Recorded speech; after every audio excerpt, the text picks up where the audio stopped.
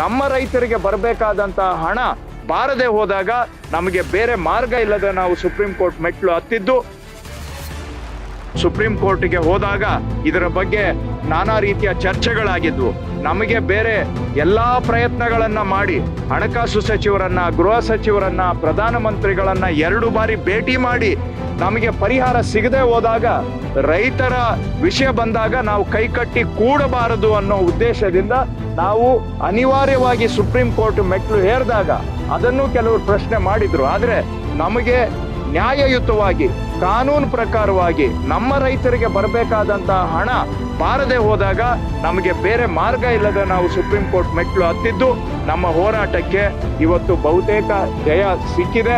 ನಮಗೆ supreme court ಬಹುಶಃ ಮಧ್ಯಪ್ರವೇಶ ಆಗದೆ ಹೋಗಿದ್ದಿದ್ರೆ ಕೇಂದ್ರ ಸರ್ಕಾರ ನಮ್ಮ ಮನವಿಯನ್ನ ಇಲ್ಲೂ ಕೂಡ ತೀರ್ಮಾನ ಮಾಡದೆ ಹಾಗೆ ಕೂತಿರ್ತಾ ಇತ್ತು.